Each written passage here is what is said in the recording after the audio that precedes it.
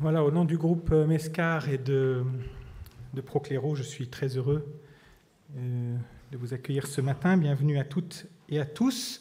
Merci de nous avoir rejoints pour cette nouvelle conférence Procléro qui nous donne de continuer à approfondir le thème si actuel et si important des nouvelles technologies.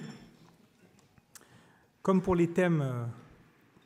tous les thèmes complexes, ça nécessite de les approcher avec des regards croisés et certainement aussi sous des angles différents.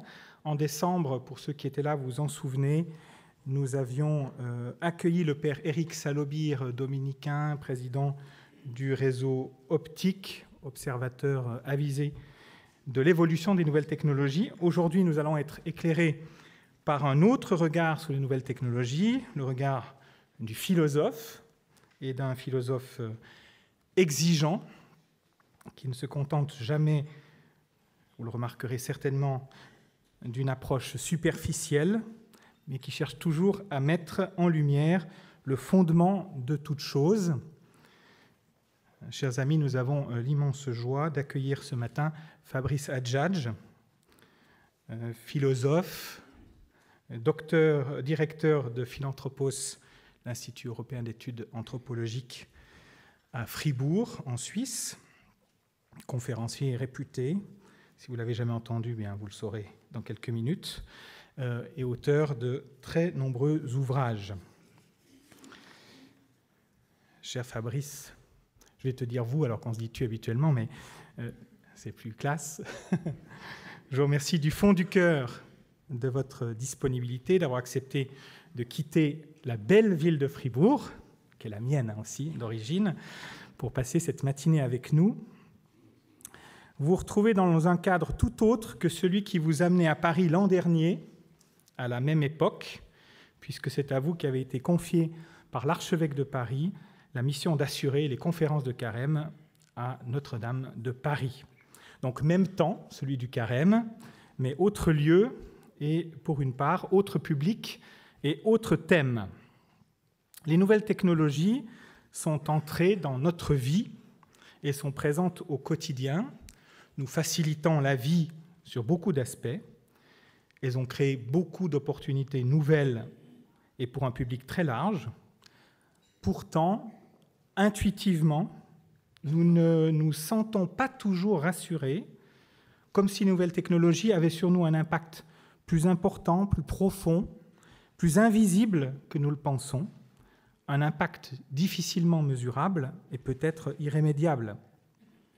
Nous voyons tout ce que les nouvelles technologies nous apportent, mais peut-être ne voyons-nous pas ce qu'elles nous enlèvent maintenant et qui nous manquera demain. Quelles sont les interactions entre les nouvelles technologies et mon humanité, ma vie, ma pensée, mon agir, mon présent et mon avenir?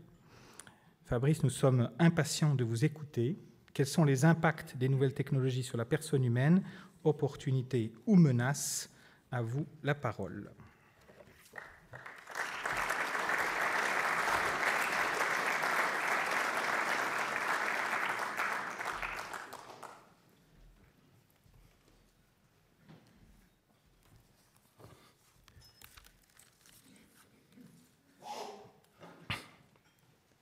Merci, don Pascal André, de votre belle introduction. L'intitulé de cette conférence est intitulé qu'on m'a donc proposé et que j'ai accepté, donc je ne veux pas dire qu'on me l'a imposé.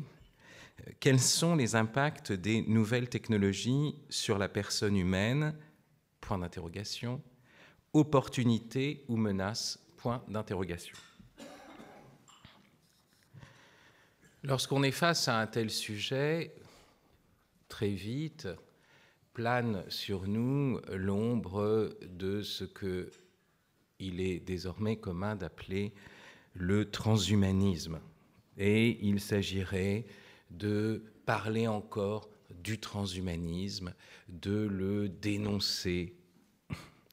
Je crois que ce recours sans cesse au transhumanisme et à sa dénonciation contribue à son succès, cela sature d'une certaine façon la réflexion et donc l'empêche. Et même cela contribue à ce que je pourrais appeler une extension de l'écran de fumée. Je reprends cette expression à Olivier Rey, ici présent, qui ne cesse de nous rappeler qu'il y a des crises profondes, notamment celles qui concernent l'environnement, mais aussi plus généralement une crise anthropologique, que cette question du transhumanisme, voire du progrès technologique, cherche à nous faire oublier. Il y a d'autres aspects. Parler du transhumanisme, c'est toujours être dans le registre de l'information. Si vous avez beaucoup d'intervenants, vous savez, sur ce sujet, je pense à certains très connus, notamment Laurent Alexandre, qui vous expliquera ce que font déjà les Coréens, ce que font les Chinois, etc. Et alors, on vous informe sur ce qui se fait. Mais la multiplication de l'information vous interdit l'exercice même de la pensée. La pensée ne communique aucune information nouvelle. Elle essaye de penser justement ce que l'on sait déjà. Et c'est pour ça que je vous donnerai très peu d'informations nouvelles aujourd'hui, mais je vais essayer de vous accompagner dans un exercice de pensée. Ce que précisément ne peut pas faire un algorithme.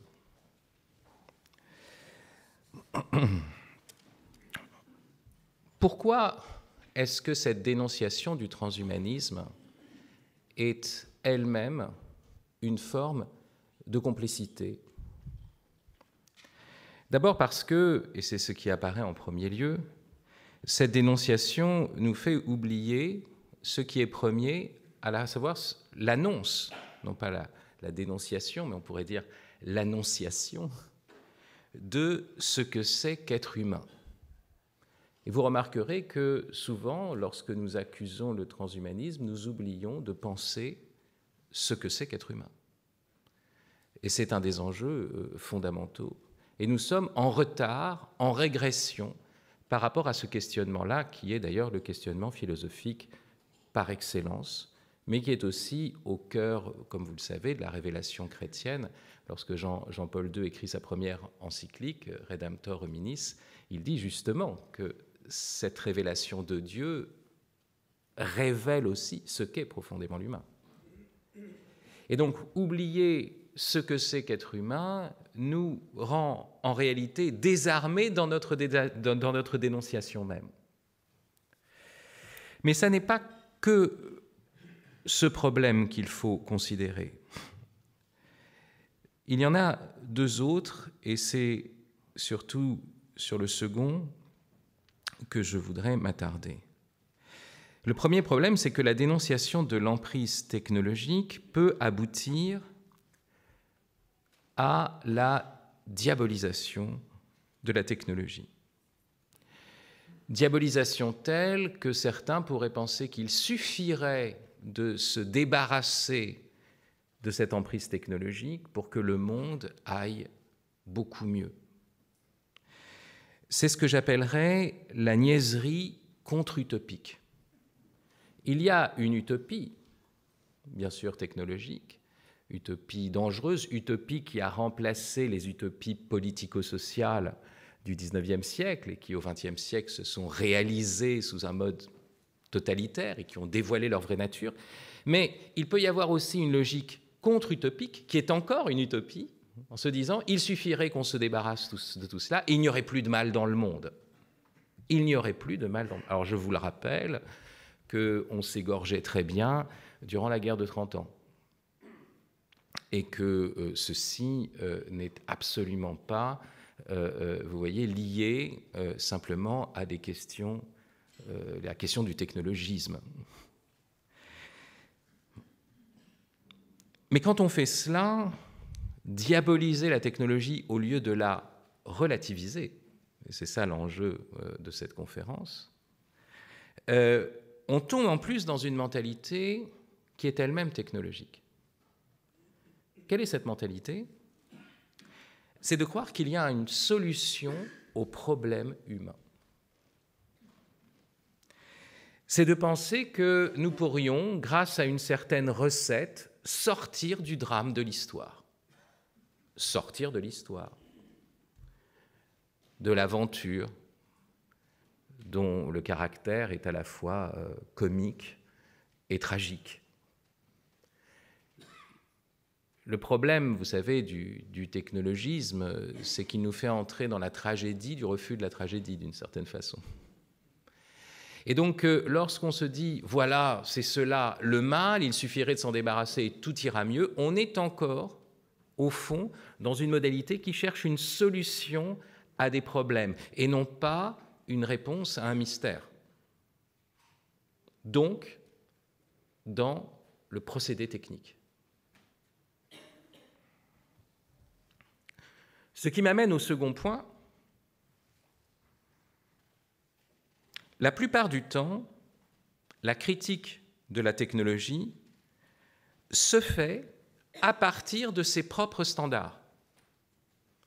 Nous critiquons la technologie en empruntant, et c'est ce que je vous ai déjà suggéré, la logique même qui préside au technologisme.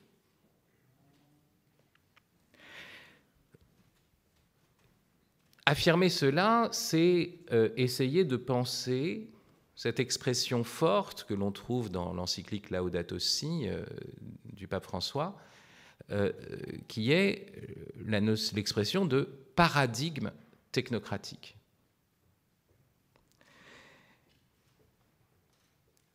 C'est cela, plus que le transhumanisme, qui exige notre vigilance, ce paradigme technocratique. Mais qu'est-ce que cela veut dire, paradigme technocratique ? Cela signifie que la question technologique n'est pas cantonnée au domaine de la technologie, des objets technologiques, de leurs progrès, de leurs innovations, de leurs éventuelles interactions, comme il a été dit, avec la vie humaine, mais que c'est un critère désormais, un principe qui commande nos manières de voir. C'est un paradigme. De telle sorte que même en dehors de la technologie, alors même que les écrans seraient éteints, alors même que nous serions déconnectés, nous sommes encore dans la mentalité technocratique. Et c'est dès lors, vous voyez, cette question d'une mentalité technocratique qu'il faut interroger.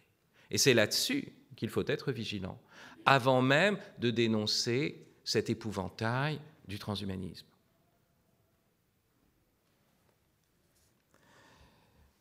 Pour preuve, j'ai l'énoncé de notre question que je pourrais prendre comme exemple. La question qui m'a été proposée est déjà entièrement sous la domination du paradigme technocratique.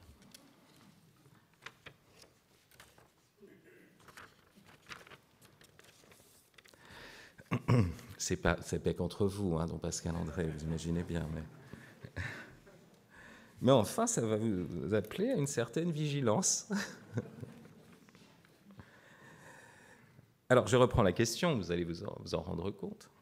Quels sont les impacts des nouvelles technologies sur la personne humaine, opportunités ou menaces ? D'abord, le vocabulaire. L'impact sur la personne. Nous sommes en balistique. Nous pensons ce qui agit sur la personne en termes d'impact. Je ne sais pas quelle délicatesse nous a épargné le verbe, si courant de nos jours, être impacté. On aurait pu dire comment la personne est impactée par les nouvelles technologies. Ça aurait été encore mieux pour donner un exemple de notre soumission au paradigme technocratique. Notre vocabulaire est souvent marqué déjà par ces références technologiques. Par exemple, un exemple que je donne très couramment, ceux qui vous disent, vous comprenez, le problème du virtuel, il faut vraiment maintenant se reconnecter au réel. Pensez le rapport au réel en termes de connexion. Alors, bien sûr, le mot connexion pourrait s'entendre dans un sens ancien, le nexus, le nœud, la rencontre par le nœud de plusieurs choses qui sont nouées ensemble, etc. Ouais, avec tout le problème du nœud, de le faire, de le défaire, ceux qui ont fait du scoutisme ou qui connaissent le nœud gordien savent le problème qui se pose. Bon, non, c'est pas ça. Connexion, c'est l'idée d'un contact immédiat. Il y a derrière ça l'immédiateté. Il suffirait d'enclencher quelque chose, vous voyez, d'avoir le déclic, et tout d'un coup, on se reconnecte au réel. Déjà, la modalité du rapport au réel est pensée en termes technocratiques. Ou encore, vous avez ceux qui disent « il faut changer de logiciel ». Vous connaissez cette expression, hein. Voilà, maintenant, il faut, par rapport à, par exemple, à la question je sais pas moi, de la sexualité, pour ça, il faut que l'Église change de logiciel. Bon, alors, normalement, on doit rappeler que l'homme est l'animal doué du logos et non pas du logiciel. Et que le logos n'implique ni logiciel, ni changement de logiciel, mais un exercice permanent de la pensée qui n'a rien à voir avec le calcul algorithmique d'un logiciel. Vous voyez comment notre propre parole est envahie. Et cette invasion est déjà révélatrice de quelque chose, c'est que notre manière de voir est toujours conditionnée par notre environnement technique. Si vous êtes dans un monde dont la technique principale est l'agriculture, vous verrez les choses en termes de poussée, de croissance, où il s'agira d'élaguer, de tailler pour permettre à la sève de animer davantage les bourgeons et faire éclore de plus belles fleurs, etc. Vous serez dans cette imagerie-là, imagerie que vous trouvez bien sûr dans l'Évangile, par exemple, la parabole du semeur. Et notez d'ailleurs que la parabole du semeur nous fait penser que ce qui marcherait trop vite, trop bien, n'est pas bon. Il faut avoir dans l'obéissance ou dans l'écoute de la parole, une lenteur plus grande que celle de l'escargot, puisque c'est la lenteur de la pousse. Vous savez bien que ce qui a été semé sur la route ou qui est exposé plus vite au soleil, va pousser beaucoup plus vite, vous voyez, et mourir aussi plus vite, parce qu'il n'y a pas de racines. Ça prend du temps, parce que l'exercice de l'agriculture, vous voyez, implique justement cette temporalité longue. Mais si nous sommes dans un monde où tout est marqué par l'impatience, qui est l'envers, si vous voulez, de l'efficience technologique, à ce moment-là, nos représentations vont être marquées par cela. Nos modes de pensée vont être marqués par nos modes de faire.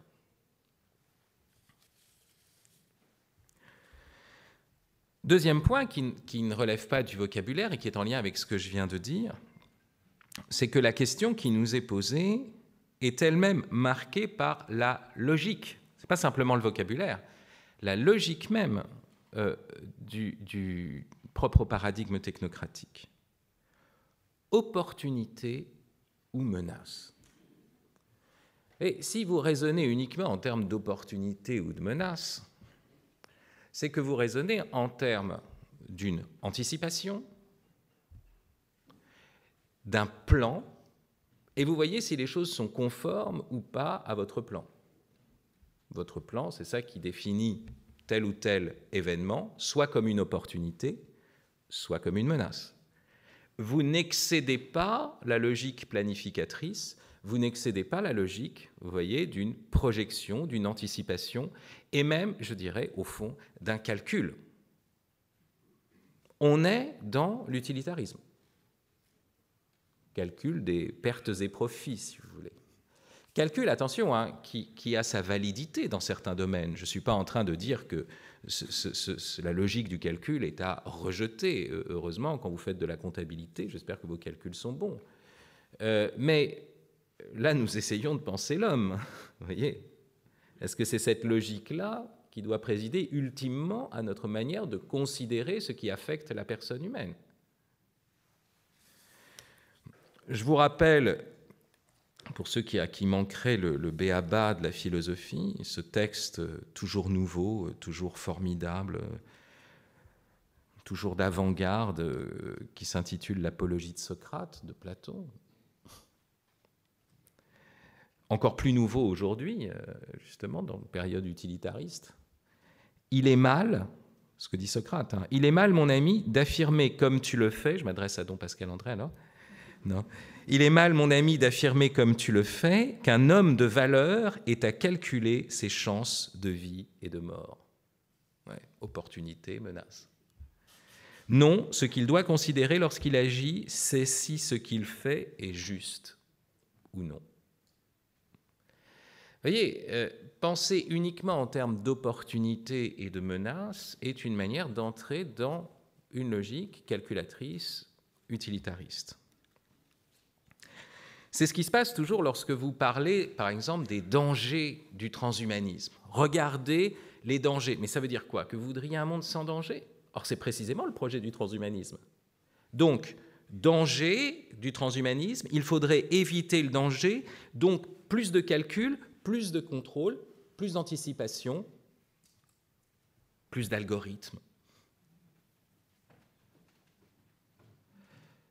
Est-ce que nous sommes conscients qu'il y a dans notre vie des dimensions essentielles qui sont au-delà de la menace et de l'opportunité, au-delà de l'anticipable? Je vais vous dire seulement deux choses. La vérité, est-ce une menace ou une opportunité? Ni l'un ni l'autre. La vérité nous blesse. Elle peut nous paraître menaçante. On pourrait dire que c'est une opportunité parce qu'elle nous rend plus lucides. Mais vous voyez bien, en fait, on est au-delà de cette dimension-là. L'amour.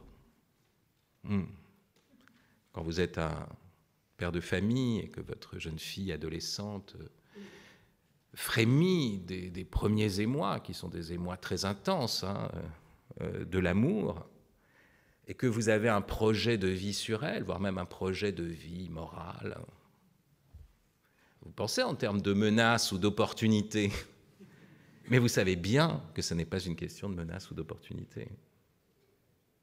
Quand vous tombez amoureux, vous tombez. Vous êtes dérouté. Menace ou opportunité?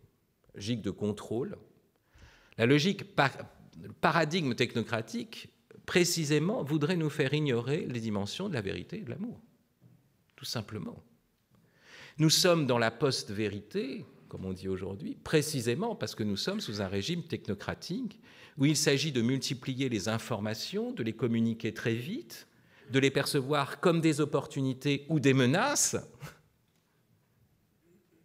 mais de ne jamais se poser la question du réel comme ce qui commande notre intelligence, et non pas comme notre intelligence qui commande au réel.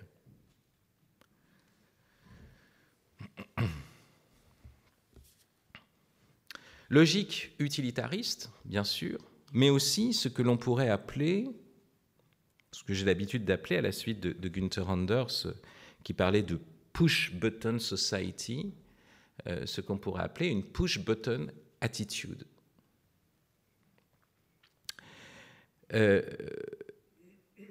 Je dis cela parce que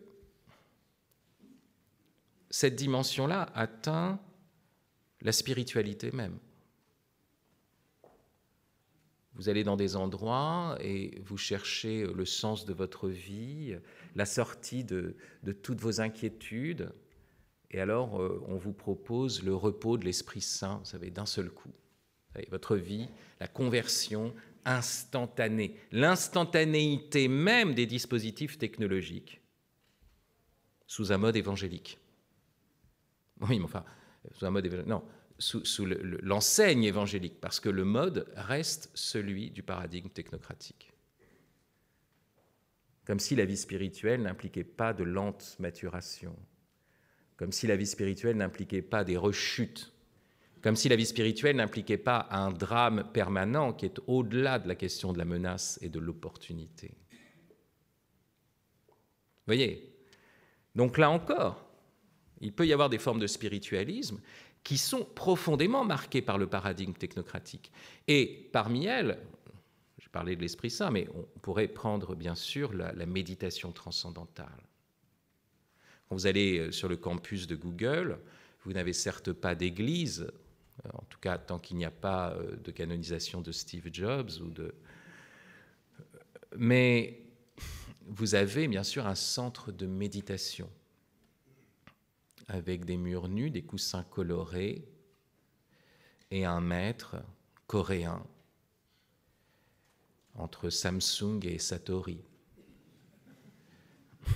qui va vous permettre, vous voyez, de trouver la paix. Par quoi? Par une technique. Méditation, ici, ne veut pas dire prière. Hein. Ce n'est pas d'entrer en relation avec un autre qui m'échappe, avec quelqu'un d'autre qui m'échappe. C'est pratiquer une technique qui aboutit à un résultat qui va être ma paix intérieure, qui va être en fait, parce que je suis bombardé, saturé d'informations, une technique qui me permet de balayer tout cela, de faire l'ardoise magique, si vous voulez, et après je pourrai retourner à ce monde de l'information et éviter bien sûr le burn-out pour être un esclave plus docile du dispositif. Non, non, mieux vaut le burn-out que cette méditation transcendantale. Le burn-out a une fonction révélatrice bien plus grande, bien plus intéressante, au fond et peut-être plus spirituelle.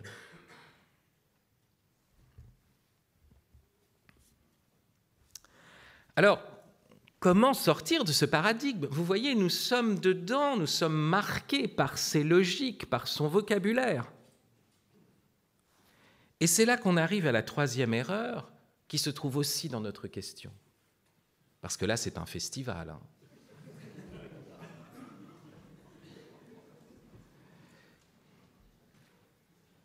L'idée d'une situation...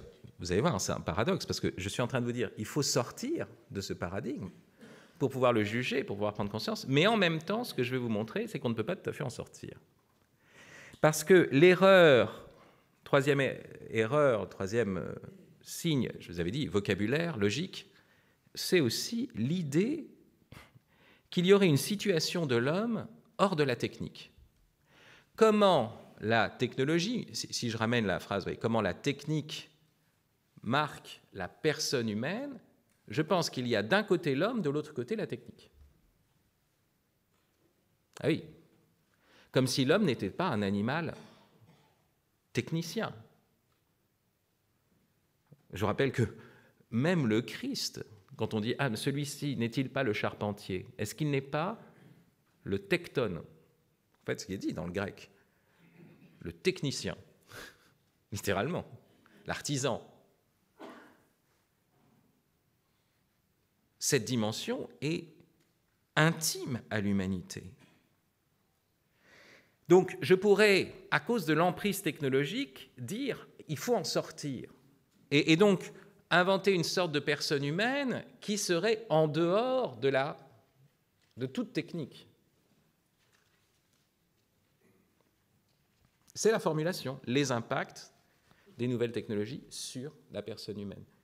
Comme si ces nouvelles technologies n'étaient pas des productions de la personne humaine et comme si la personne humaine pouvait avoir une existence en dehors de cela. Comme s'il y avait une nature humaine même en dehors de toute culture. Et voilà, à partir de cela, vous voyez des réactions face au paradigme technocratique qui sont, elles aussi, erronées. Je vais vous en présenter 3. La première, c'est la logique du retour à la nature. Vous pouvez le prendre comme un idéal métaphysique, retour à la nature comme retour à la nature humaine en dehors, je veux dire, avant l'histoire et avant la culture. Mais qu'est-ce que c'est? C'est plus des êtres humains à ce moment-là. Une nature humaine qui existerait en dehors même de son époque. C'est une fiction.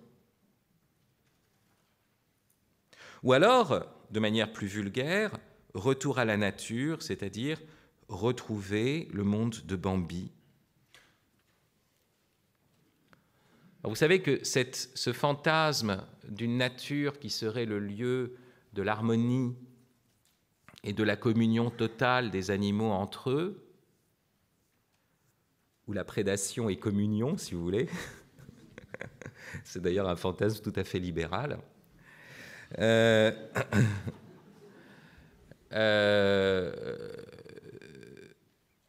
c'est précisément ce que produit une société qui est complètement éloignée de la réalité du monde sauvage. Vous savez, l'homme primitif, l'homme qui vivait au milieu de la nature, comme le disait Bernard Charbonneau, il ne pouvait faire que deux choses, hein. Soit l'adorer, soit la combattre. Il était face à des puissances, mais il n'y a pas l'idée du sentiment rousseauiste de la nature, vous voyez, qui est un fantasme de citadin frustré des faveurs de la cour.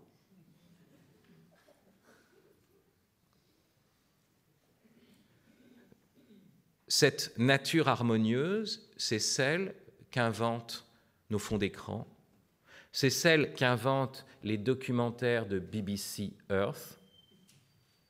Vous croyez être immergé et voir la vie sauvage des animaux alors qu'il y a des dispositifs cinématographiques extrêmement sophistiqués.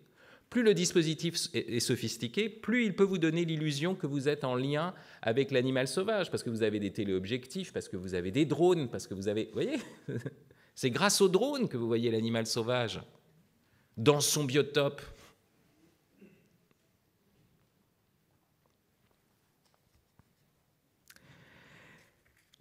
Mais même la logique de l'écosystème comme quelque chose qui serait toujours parfaitement à l'équilibre, c'est encore un fantasme technologique. D'abord, les logiques des écosystèmes à proprement parler relèvent d'une systématique, voire même parfois d'une informatisation du donné naturel, mais en plus est dans une logique toujours d'idée que sans l'intervention de l'homme, ça serait toujours à l'équilibre. Bien sûr que l'homme produit des ravages aujourd'hui. Bien sûr qu'il est pris dans une entreprise dans une emprise même de dévastation. Mais nous n'avons pas attendu l'homme, la nature n'a pas attendu l'homme pour détruire la biodiversité. Et il y a eu d'autres extinctions antérieures.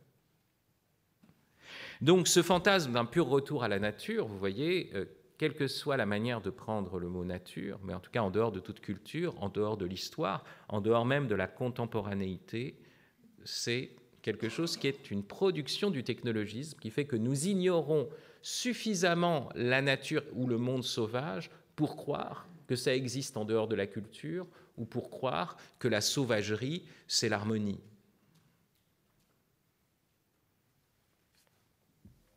Deuxième erreur, vous voyez, de cette extériorité, c'est... ça, c'est la grande tarte à la crème, la bioéthique. Alors, la bioéthique, il y a plusieurs problèmes qui se posent avec cette histoire de bioéthique, dont vous avez tous constaté l'impuissance totale. Hein. Les comités de bioéthique sont simplement des lieux d'incubation où une proposition qui serait trop scandaleuse pour la société si on la lui faisait tout de suite passe un certain temps pour qu'elle puisse après être acceptée. Voilà, c'est ça le principe du comité de bioéthique, hein, de manière générale. Mais aussi, le problème de la bioéthique, il est double. C'est que d'abord, souvent, il y a une focalisation sur l'embryon et le vieillard. Tout est... le gros problème, c'est ça, la manipulation génétique, l'utilisation des embryons à des fins marchandes, industrielles, de recherche, ou alors l'extermination des vieux, leur conversion en nourriture comestible, comme dans Soleil Vert, etc., pour résoudre les problèmes de famine et toutes ces choses-là. Alors on vous explique que c'est pas bien, c'est mal. Mais souvent, cette focalisation sur ces extrêmes nous fait oublier l'intrusion de la technologie dans notre vie quotidienne. C'est-à-dire que les comités de bioéthique ne réfléchissent pas sur l'influence du smartphone dans nos vies. Or, la vraie question morale, je veux dire qu'on a tous les jours, parce qu'on n'est pas tous les jours appelé à manipuler un embryon, je vous le rappelle, hein, mais bon, c'est quelques personnes. Nous, notre problème, il est là. Bon, non, ça, on n'en parle pas. Donc, on parle des extrêmes de la vie quotidienne n'est pas pensée, et cette question de la bioéthique nous fait perdre de vue, justement, ce que serait une éthique à l'ère de la technologie, au-delà de ces questions extrêmes, qui sont importantes, attention, je ne suis pas en train de le nier, mais qui, d'une certaine façon, nous fait avaler le chameau, pour prendre une expression évangélique. La deuxième chose, c'est que la logique de la bioéthique présuppose un jugement qui serait hors de l'environnement technique. Et la manière de penser généralement, c'est que vous avez la technologie, la technique qui existe en dehors de l'homme. Vous vous souvenez, hein, c'est ça qu'on est en train de questionner.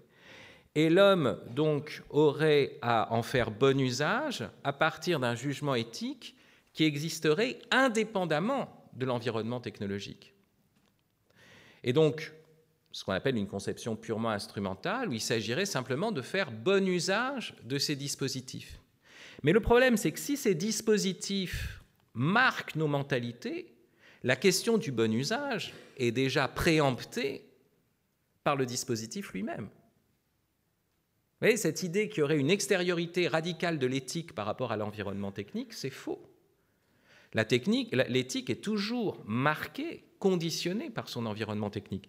Pour vous le dire autrement, quelqu'un qui ne fréquenterait que des ordinateurs et ne cultiverait absolument pas la terre, ou n'aurait pas la culture de la terre comme référent premier,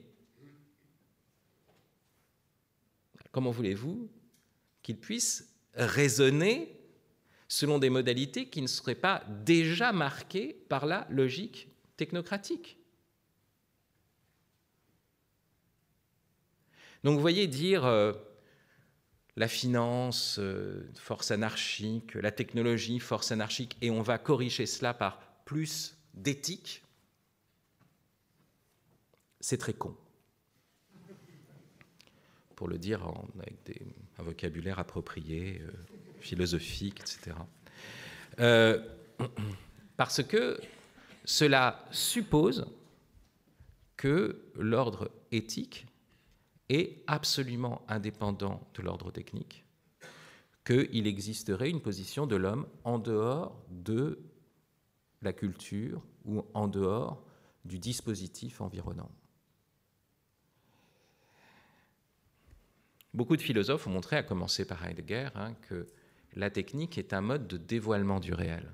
Donc, il y a toujours une manière de voir conditionnée par l'environnement technique que nous avons, et que le monde primordial de l'homme, ce n'est pas un monde où l'homme voit la nature directement, il percevrait, il le voit toujours à travers les pratiques de son époque. C'est ça d'abord le monde. Si on oublie cela, eh bien on risque de s'égarer. Enfin, troisième erreur, toujours d'extériorité, qui n'est pas celle de l'éthique extérieure complètement à la technique, c'est le spiritualisme. Ça, c'est une chose qui est très bien que permet aujourd'hui le développement des nouvelles technologies, c'est qu'on se rend compte qu'on ne peut pas simplement dire « Ah, il faut être plus spirituel ». Parce qu'au fond, derrière ces nouvelles technologies, l'oubli, ce n'est pas celui de la conscience, ce n'est pas celui de l'esprit conçu d'une certaine façon, c'est l'oubli de la chair. C'est l'oubli que le corps de l'homme, tel qu'il nous est donné, est un corps lui-même spirituel. Si vous commencez à avoir une logique spiritualiste, dualiste, où il faudrait défendre l'esprit contre un matérialisme ambiant, D'abord, l'homme est un être matériel, heureusement qu'il est un peu matérialiste. Et ensuite, on peut s'interroger si vous n'êtes pas en train de faire le lit même du transhumanisme, puisque le projet de Ray Kurzweil, vous savez, c'est justement d'aller vers des supports non biologiques. C'est-à-dire que la conscience, notre esprit, pourrait être transférable, sans perte, du corps tel qu'il nous est donné, tel qu'il est créé, pourrait-on dire, à un corps, et je dirais même avec ses faiblesses, même avec ses maladies, parce qu'il faudrait voir comment les maladies contribuent à notre progrès spirituel. On peut aller jusque-là, hein. Le drame même de ce corps, pas simplement ses performances. Et de l'autre côté, vous voyez, donc on pourrait dire, voilà, cela, on l'enlève, mais on va transférer la conscience, l'esprit, tout ce que vous voulez, sur des supports. Sous un certain rapport, vous pouvez dire c'est un matérialisme parce qu'on pense que l'esprit est entièrement dépendant et se réduit à des effets ou à des choses, enfin, pas exactement d'ailleurs, mais enfin des effets matériels, mais en même temps, c'est aussi un spiritualisme radical, où on ne pense pas que l'homme n'est pas un simple esprit, il est un être dans une condition charnelle, un animal rationnel, mais substantiellement un animal. C'est ça qui est extraordinaire, c'est qu'aujourd'hui, face au transhumanisme, les personnes les plus spirituelles en sont amenées à défendre l'animalité de l'homme.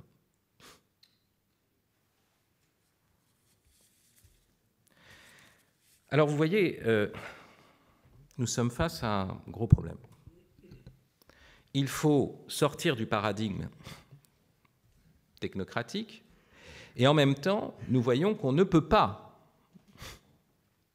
sortir de la dimension technique.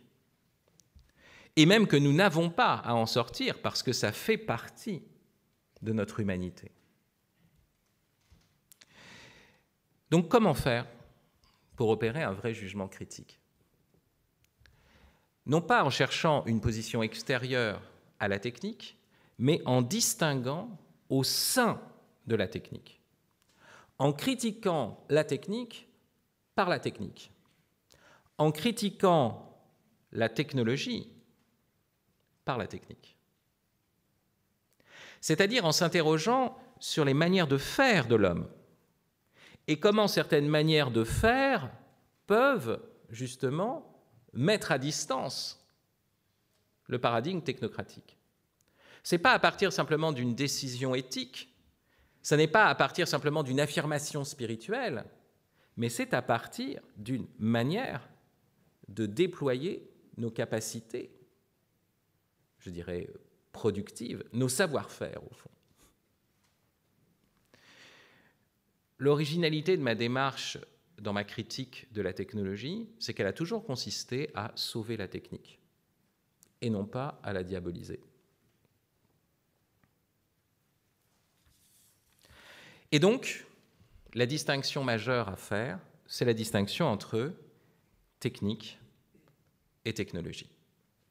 Et en se rendant compte que lorsqu'on dit, comme certains l'ont dit, la technique, l'enjeu du siècle, pourtant un des plus grands penseurs de la technique, Jacques Ellul, malgré tout, on contribue à une confusion. Il a raison de dire que c'est l'enjeu du siècle, mais l'enjeu, c'est aussi de comprendre qu'il faut distinguer au sein de la technique et que le mot technique est pas simplement analogue, mais même équivoque sous un certain rapport. Et donc, ce que je voudrais vous montrer, c'est une forme d'équivocité qu'il y a entre technique et technologie. Vous avez par exemple un téléphone qui sonne et qui produit de la musique de manière intempestive. Ça, c'est de la technologie. Vous voyez, il suffit d'avoir un bouton, même sans appuyer sur un bouton, quelqu'un très loin d'ici appuie sur un bouton et produit de la musique dans cette pièce. Ça, c'est de la technologie. La technique supposerait quelqu'un qui sort un violoncelle, par exemple, dans cette pièce et se met à jouer. Mais comme lui, il sait que je suis en train de donner une conférence, il ne va pas le faire tout de suite, il attendra que j'ai terminé, vous voyez. Bon, tout est là. Maintenant, vous allez voir tout ce que ça implique. Pour les anciens, le mot technique n'a rien à voir, en fait, avec ce qu'on entend aujourd'hui. Aujourd'hui, quand on parle de la technique, on entend le dispositif des machines, des appareils qui nous entourent. On entend l'ingénierie, on entend les sciences appliquées, etc. Pour les anciens, la technique est, alors je vous donne la définition, pour ainsi dire technique, une vertu de l'intelligence pratique. C'est une perfection intérieure du sujet. Où se trouve la technique du coutelier?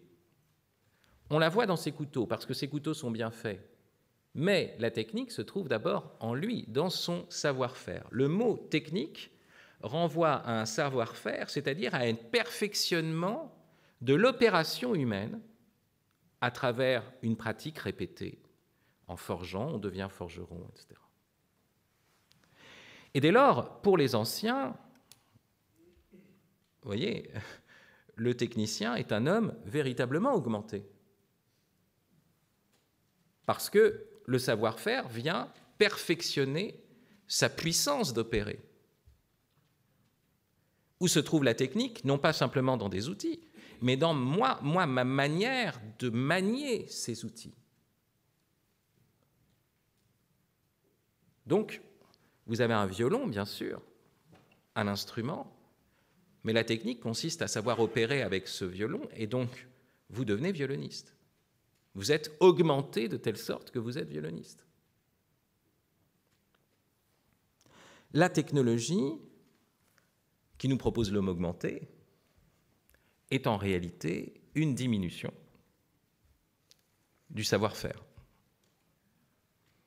J'appuie sur un bouton, j'ai un orchestre philharmonique, je ne sais pas jouer du violon.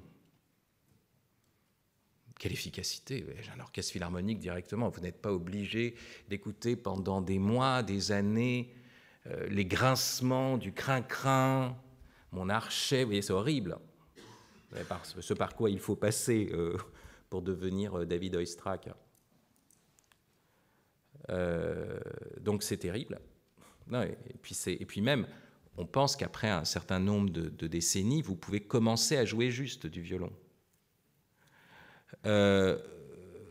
Donc mieux vaut appuyer sur le bouton, avoir une... Oui, mais il n'y a plus de savoir-faire. Personne n'a acquis un savoir-faire intérieur. Alors, maintenant, dans ma distinction entre technique et technologie, je vais vous présenter une série de polarités, d'oppositions, si vous voulez, pour insister plutôt du côté de l'équivocité. Il y a une analogie, parce que dans les deux cas, il s'agit de produire quelque chose, on pourrait dire.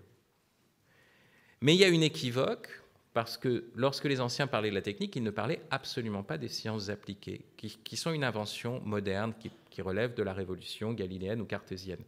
Mais ce n'est plus la même chose, donc on a gardé le même vocabulaire, alors même que ce sont deux choses différentes. Première chose, la technique, et c'est ce que je vous ai dit, est du côté du progrès du sujet. Lorsqu'on parle de la technologie, on s'intéresse au progrès des objets. Autrement dit, regardez le progrès technique. Aujourd'hui, on dit ça. De quoi est-ce qu'on parle? Est-ce qu'on parle du petit enfant qui a appris à lire et à écrire et qui maintenant sait parler comme Cicéron? Pour les anciens, c'est ça. Il aurait acquis la technique rhétorique, qui a aussi d'ailleurs une dimension au-delà de la technique, c'est une dimension spéculative et éthique, hein, bien sûr. Mais, vous voyez, il aurait acquis voilà, quelque chose. Non. Ce qu'on vous explique, c'est que nous sommes passés du calame à la plume-doigt, de la plume-doigt au stylo à encre, au stylo-bille, à la machine à écrire, au traitement de texte, à Siri. Et là, vous voyez, vous parlez du progrès technique. Mais là, pour les anciens, il n'y a eu aucun progrès technique quand vous parlez de ça. Vous avez fait un progrès des objets, pas du sujet. Vous comprenez? Deuxième opposition, l'opposition entre savoir-faire et science appliquée. apparemment, c'est les mêmes mots, savoir-faire, science appliquée. Ce n'est pas la même chose. Le savoir-faire est d'un seul tenant. C'est en pratiquant qu'on l'apprend. La science appliquée passe par la science, une théorie, puis après demande une application matérielle. Donc, dans le savoir-faire, vous avez des artisans et vous acquérez la chose en faisant auprès d'un maître par apprentissage. Dans les sciences appliquées, vous savez cette division entre les concepteurs et les exécutants. Et la révolution industrielle, c'est ce qu'a bien vu Marx, détruit le monde artisanal hiérarchisé pour arriver à une grande division qui est celle des concepteurs et des exécutants. Avant même la question de détenteur du capital et de serviteur du capital, des machines, il y a cette distinction propre des sciences appliquées. Et donc vous avez d'un côté, alors que là vous aviez des artisans, des usagers des choses, de l'autre côté vous avez un ingénieur et un utilisateur. Or, qu'est-ce qui est complètement différent dans le passage de l'un à l'autre? C'est le rapport au corps.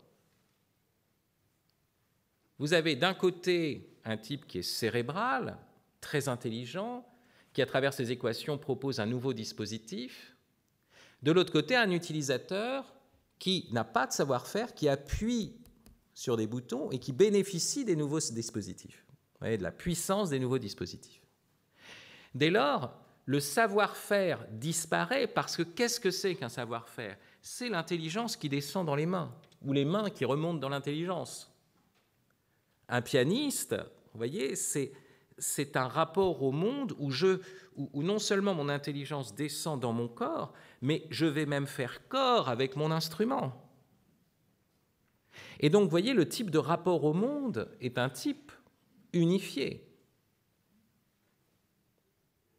Je n'ai pas un monde qui est comme une sorte d'immense écran tactile, j'appuie sur des boutons et les choses se produisent d'elles-mêmes. J'éprouve la résistance des choses, j'entre dans cette résistance des choses.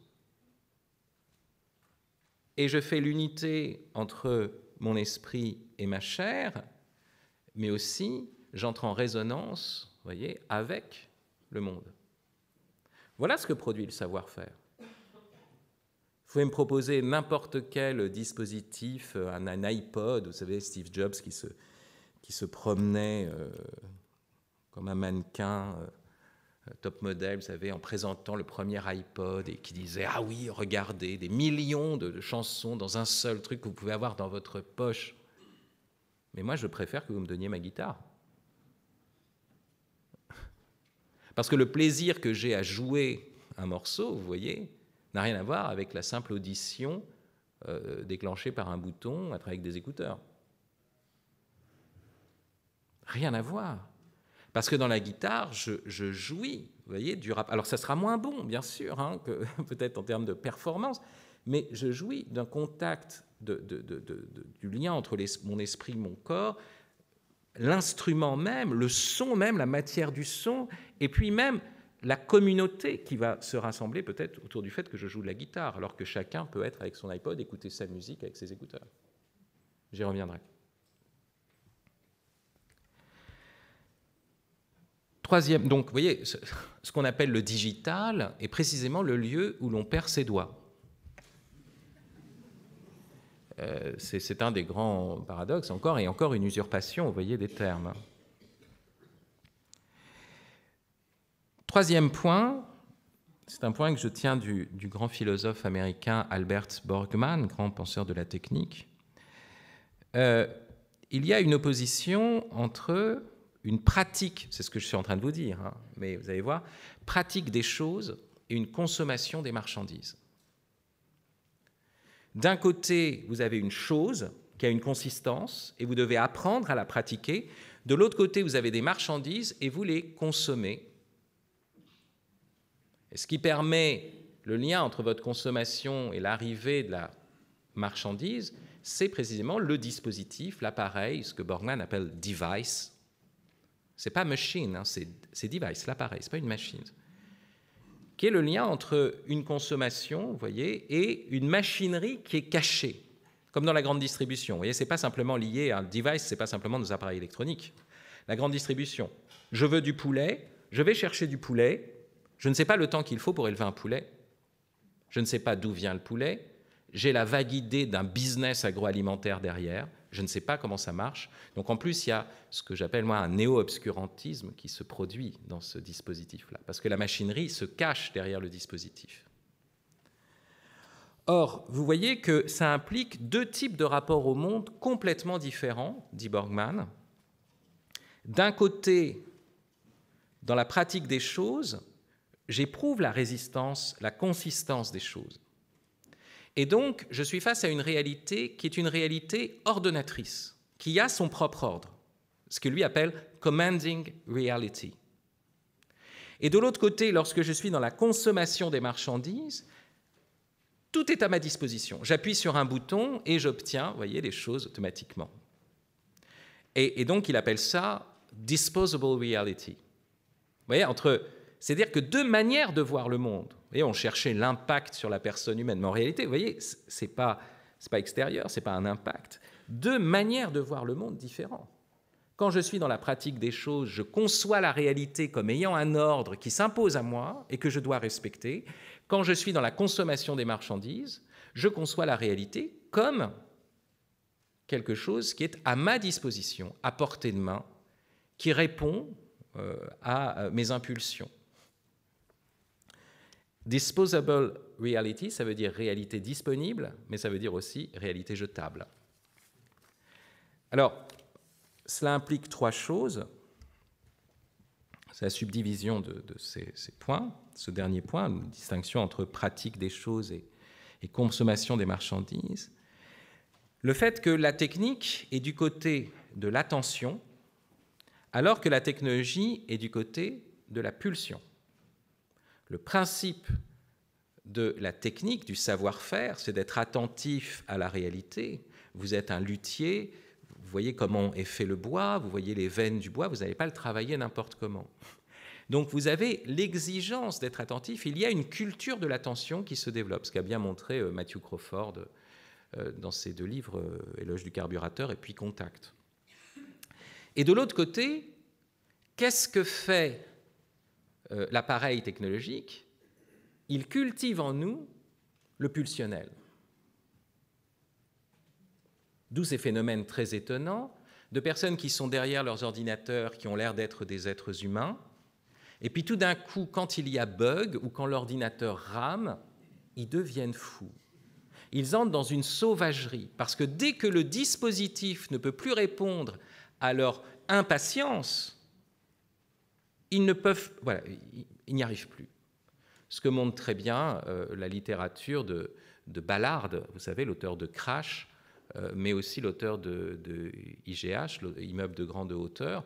Vous voyez une sorte d'immeuble qui est un dispositif extraordinaire où les gens vivent dans le monde de la consommation, et puis tout commence par la panne d'un ascenseur.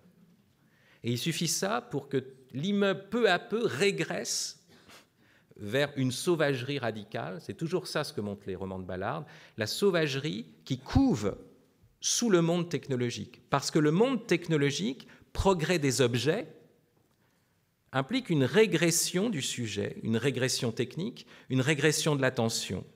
Le progrès du contrôle implique une régression de la maîtrise, et notamment de la maîtrise de soi et de la patience.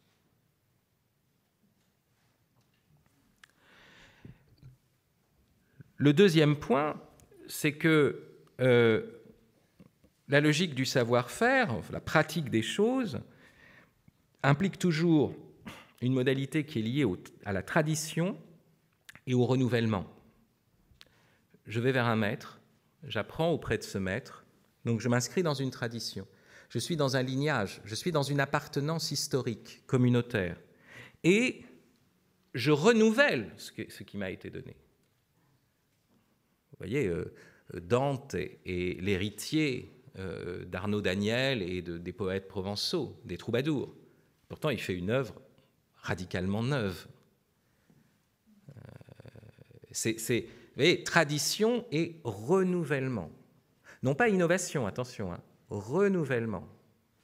Parce que l'innovation rompt avec le passé, celui qui renouvelle assume le passé et le rend lui-même nouveau. Vous connaissez la parole du Christ, je fais toute chose nouvelle, toute chose, y compris le passé. Ça, c'est plus fort que de rompre avec le passé. C'est ça ce qui se passe quand on tombe amoureux, quand on entre dans la vérité, quand on a une conversion.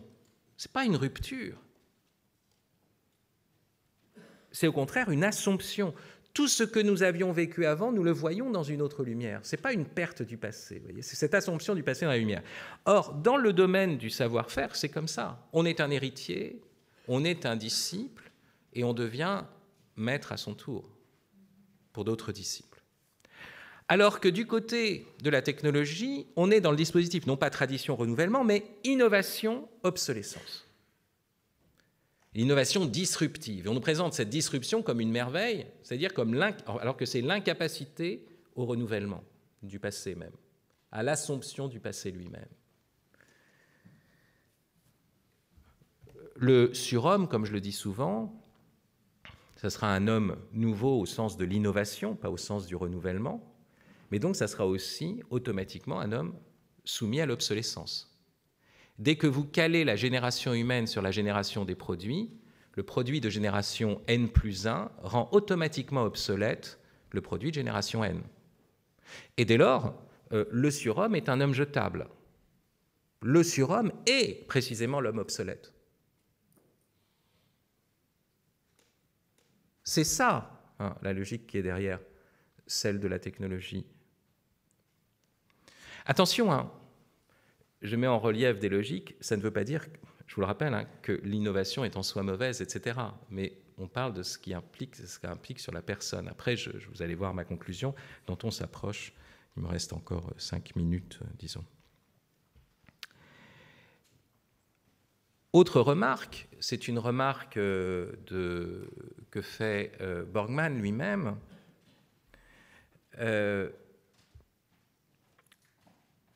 C'est que la pratique des choses est constitutive d'un foyer, alors que la consommation des marchandises implique un éparpillement, une dispersion, un morcellement.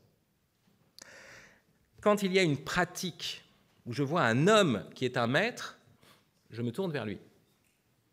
Et donc, la pratique a une dimension, dit Borgmann, focale. Il appelle ça focal practice.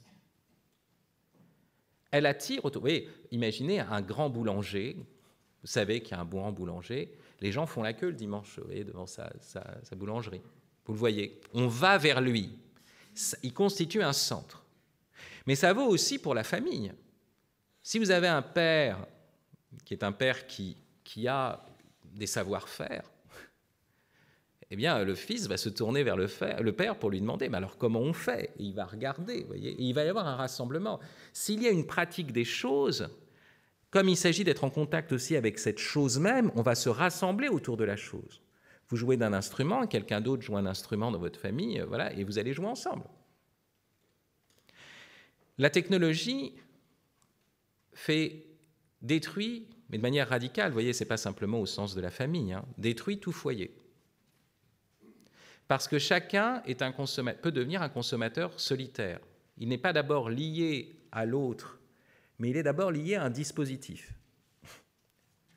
Donc, c'est ce que vous voyez aujourd'hui. Les gens, les familles vivent sous le même toit, mais en état de séparation permanent. Vous voyez, c'est pas... chacun est avec ses écouteurs, chacun écoute, vous voyez, je vois les deux choses qui pour moi sont très intéressantes, c'est la femme qui fait le ménage et la cuisine avec un casque, parce que pour ne pas perdre de temps, elle se nourrit de podcasts. Et l'homme, lui, parce que c'est le même appareil de bureautique qui sert aux deux, consomme de la pornographie au bureau et répond à ses mails dans le lit conjugal. Voilà. Je pense à ces deux choses-là, parce que c'est très intéressant. C'est-à-dire qu'on est dans une structure où à la fois, vous voyez, il y a plus de distinction des espaces, parce que pour qu'il y ait un foyer et un non-foyer, il faut qu'il y ait distinction de l'espace. Il n'y a plus de distinction de l'espace, et partout, chacun peut individuellement être dans sa bulle, dans son monde. Voilà ce que produit la logique consumériste.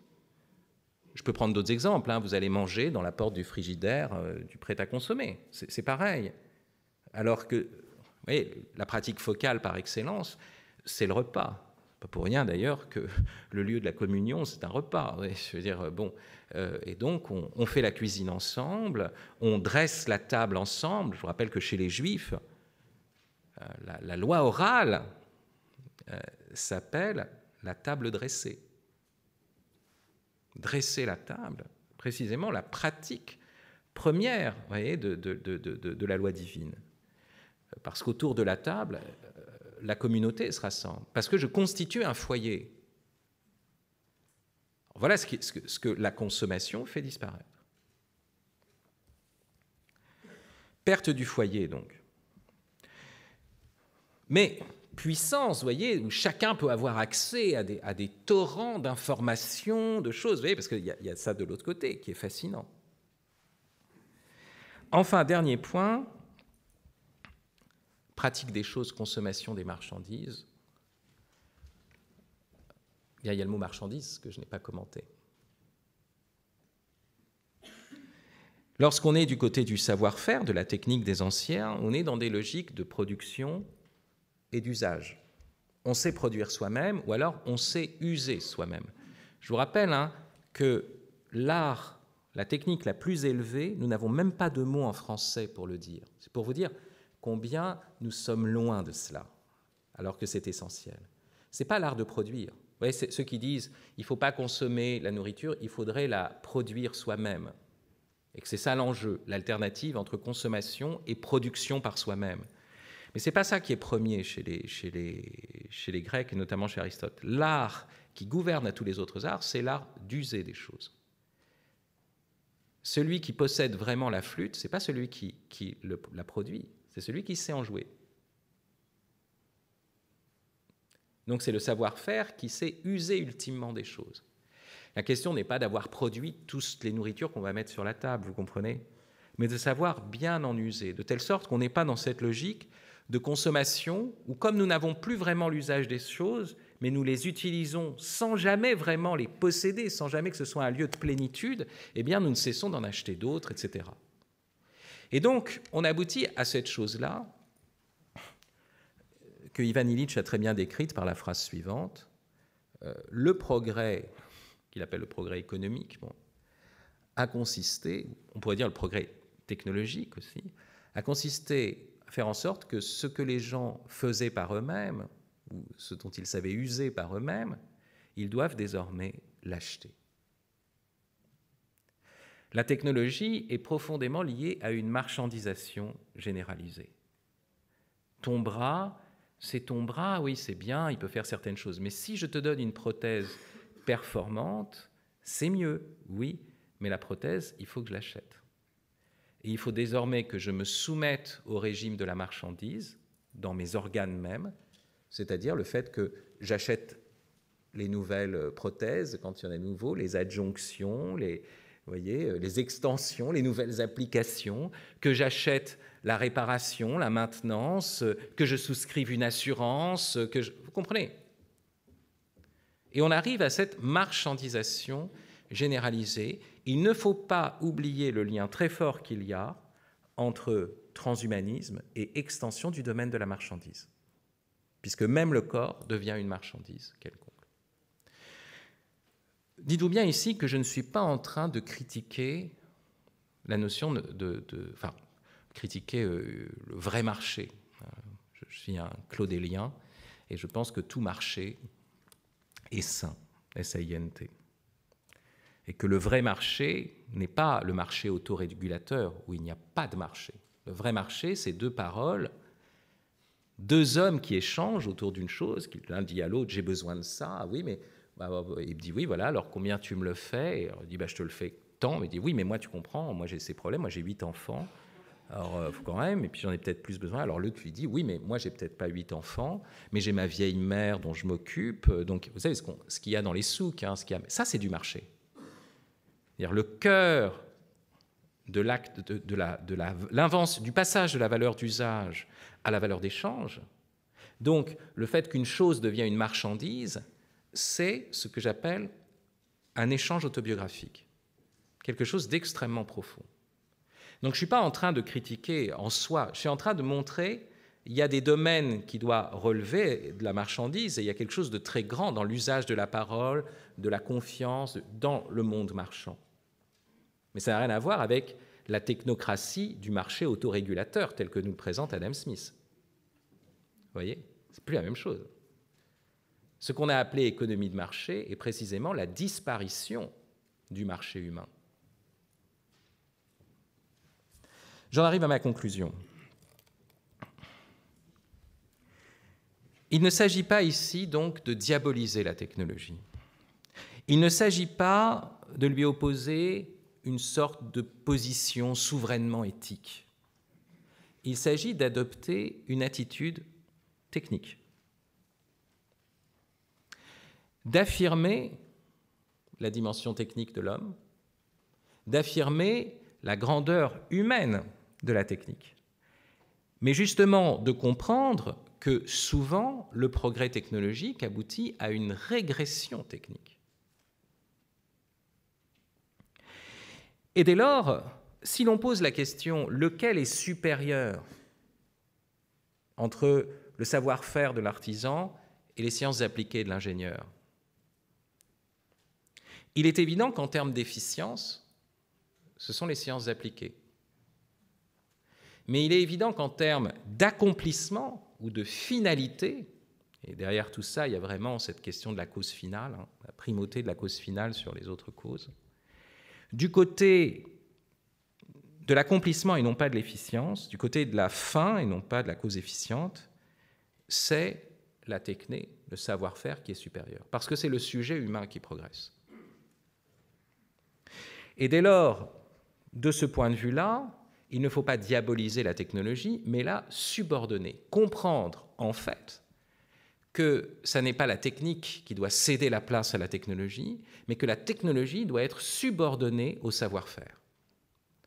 Un cas exemplaire pour moi, qui pratique des instruments de musique, par exemple les percussions, c'est que je me procure des choses qu'on appelle par exemple des congas. Ouais, c'est pas voilà, vous savez ce que c'est les congas, donc c'est deux tambours par exemple, un petit plus large. Et je prends mes congas, je vais chercher la pratique du conga. Parce que j'ai 8 enfants, parce que vous voyez, je ne peux pas tout le temps aller voir des professeurs de conga, etc. Donc il faut que je fasse ça généralement au milieu de la maison. Ça fait du bruit, tout le monde s'en rend compte, c'est une pratique focale. Alors les petits arrivent et veulent taper aussi sur l'instrument. Mais ce que je peux faire, par exemple, c'est, et ça vous en avez plein, sur YouTube, vous avez des tutoriels, des cours. Et alors vous voyez, ça c'est un bon usage de la technologie. Vous voyez, cette technologie qui met d'une certaine façon à notre disposition des choses, mais pour que nous puissions éprouver après la consistance, la résistance des choses, et que nous puissions acquérir des savoir-faire. Vous voyez, le terme, ce n'est pas diaboliser, rejeter la technologie, dénoncer son autonomisation. C'est vraiment comprendre que la technologie est bonne, qu'elle est une dimension de la vie humaine, mais que sa bonté est inférieure, du point de vue humain, à celle de la technique, à celle du savoir-faire. Et qu'il faut subordonner, dès lors, la technologie, les sciences appliquées, au développement des savoir-faire. Il faut ramener l'ingénierie dans le champ de la culture. Cependant, c'est mon ouverture, j'ai appris quand je prenais toujours à mes étudiants, vous donnez une réponse à la fin de votre conclusion, et puis après vous faites une ouverture, vous soulevez un nouveau problème. Alors je vais faire ça, le bon élève. Il y a quelque chose que je n'ai absolument pas élucidé. D'où vient que le transhumanisme a un tel pouvoir de séduction, de fascination? Il y a toutes les raisons que je vous ai dit, peut-être le développement de la marchandisation, l'aveuglement, parce qu'on est conditionné, on reste dans le paradigme technocratique, etc. Mais il y a quand même une chose qui est importante, qui est la question du désespoir. Nous sommes les premières générations où la notion d'extinction et, comme le dit Elisabeth Kolbert dans son livre La sixième extinction, la première notion scientifique acquise par les enfants, qui jouent avec des dinosaures en peluche, des figurines de dinosaures, et qui apprennent que ces espèces ont été totalement éradiquées de la Terre à la fin du Crétacé. Et nous sommes aussi des générations post-Hiroshima, mais aussi, pas simplement post-Hiroshima, post-conception de la finitude de la Terre comme telle. C'est-à-dire la première génération à avoir la certitude de l'extinction de l'espèce humaine dans son ensemble, qu'on le veuille ou non. Et quand Elon Musk parle de partir sur Mars, il essaye d'obtenir un délai alors qu'il ne fait qu'aggraver son cas. Ce qui anime la fuite en avant du transhumanisme, c'est l'idée que l'humain est fini. Or, il y a dans cette idée quelque chose qui n'est pas d'ordre simplement idéologique, qui est factuel. Nous sommes les premières générations à être confrontées à cette vérité de manière directe. Donc vous voyez, la question que je n'ai pas abordée, et c'est l'objection qu'on pourrait faire, oui, les savoir-faire, c'est très beau, etc., mais si on doit tous crever, la technologie ne contiendrait-elle pas des promesses un peu plus lucides? Alors on pourrait dire non, les savoir-faire, justement, vont nous permettre d'avoir un mode de vie plus simple, plus écologique. User des choses fait que je ne suis pas dans la consommation, vous voyez, permanente des marchandises qui me laisse toujours insatisfait parce que je n'ai pas je n'ai pas développé un savoir-faire qui me permet d'être dans mon corps, en résonance avec le monde, etc. Bon, d'accord, je peux dire cela. Et en même temps, je pourrais toujours dire, oui, mais si c'est pour la mort, ultimement, vous voyez, pour le vide total. Et vous voyez, il y a quand même une question qui se pose derrière cela. C'est la question de l'espérance. Et la question d'une espérance qui ne peut plus renvoyer aux espoirs mondains, aux utopies dialectiques, vous voyez, que proposait le marxisme ou d'autres formes d'idéologie. Une espérance qui forcément a un caractère vertical, qui est un rapport à l'éternel. Nous continuons parce qu'il est bon de continuer ainsi et pas parce qu'on a des promesses de réussite, parce qu'on est simplement dans la logique opportunité ou menace, mais parce que c'est juste, parce que c'est ça qui est la vie humaine et que c'est cette vie humaine qui est la vie bonne et qui nous met en contact avec l'homme éternel. Voilà, merci.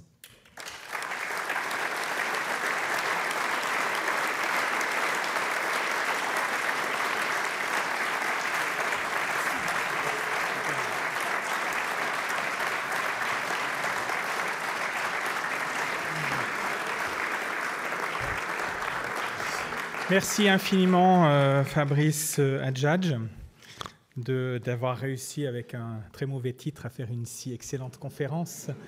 J'en viens à bénir le mauvais titre, tellement nous avons été éclairés. Je pense qu'on a reçu beaucoup de choses là. Donc, passionnant. Je vous invite à reprendre cette conférence de Fabrice Adjadj. Vous en aurez les moyens puisqu'elle a été filmée sur le site proclero.com ou sur YouTube ou grâce à un partenariat avec Radio Notre-Dame, et je salue le directeur de Radio Notre-Dame qui est là aujourd'hui, un partenariat qui fait que les conférences Proclero se retrouvent sur le site aussi de Radio Notre-Dame. Donc n'hésitez pas. Franchement, ça vaut bon, les conférences de Carême de Notre-Dame, c'est sûr, mais ça vaudrait la peine de reprendre cette conférence en famille, hein, avec des ados, avec les jeunes, etc., ou en dehors de la famille, dans un autre cadre, mais de pouvoir entrer dans cette réflexion. Je pense que la génération qui monte en a absolument besoin. Donc merci beaucoup, Fabrice, c'est super. C'est génial même. Voilà. Quelques petites informations, je vous demande encore votre patience. 3 minutes. La première, pour vous dire qu'à l'issue de cette conférence, on a, comme chaque année, la réunion des dirigeants des entreprises dans lesquelles Proclero, le fonds, a investi. avec la participation de Fabrice Adjadj. Donc on va parler de la transformation digitale numérique de l'entreprise. Je pense qu'on a des choses intéressantes à échanger encore toute la matinée à huis clos avec les dirigeants des entreprises. Vous trouverez sur la table à la sortie les derniers cahiers pro persona qui sont sortis, janvier, février.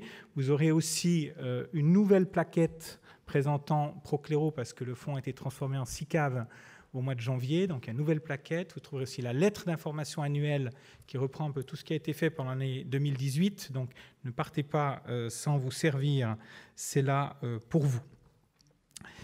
Et je vous donne maintenant 2 dates à noter dans vos agendas. La première, c'est le 28 mai. Alors c'est le 28 mai au soir. Ce n'est pas une conférence Procléro au sens strict. Nous aurons la joie d'accueillir à Paris le cardinal Peter Turkson, qui est le préfet du dicaster pour le service du développement humain intégral, en gros celui qui est chargé dans l'Église catholique de toutes les questions de doctrine sociale de l'Église. Donc on a un petit partenariat entre les EDC, Entrepreneurs Dirigeants Chrétiens, l'Association des économistes catholiques de France, Procléro, Propersona, et un groupe de professionnels de la finance qui s'appelle Ora et Labora. On monte ensemble cet événement autour du cardinal Turkson, 28 mai. Le thème de sa conférence, ce sera « Réformer la finance et l'économie. Qu'est-ce que l'Église propose aujourd'hui ?» Ça aura lieu tout près d'ici, ça aura lieu dans la grande salle AXA, avenue de Matignon. Et puis ça commencera par un cocktail à 19h, la conférence vers 20h15, 20h30, et ensuite encore une table ronde avec des personnalités du monde de la finance et de l'économie. Donc 28 mai, vous recevrez une invitation, notez-le bien, 28 mai le soir, et vous pourrez la diffuser un peu autour de vous. Il y aura 350 places. Voilà, pour cette conférence du cardinal Turkson. Et puis, autre date, 25 juin, c'est la prochaine conférence Procléro. Là, on revient ici à 8h30 du matin pour une conférence du père Thierry Magnin. Thierry Magnin, qui est docteur en sciences physiques, docteur en théologie, membre de l'Académie des technologies, qui il y a peu de temps encore était le recteur de l'Université catholique de Lyon, qui depuis peu a été nommé secrétaire général de la Conférence des évêques de France. Et il a écrit un livre sur le transhumanisme, penser l'humain au temps de l'homme et de l'homme augmenté. Et le titre de sa conférence, ce sera « Le transhumanisme, une fatalité pour demain. Comment répondre à sa toute-puissance ?» Donc 25 juin, le matin. Voilà, merci à Fabrice Adjadj encore, infiniment. Et puis merci à vous toutes et à vous tous. Bonne journée.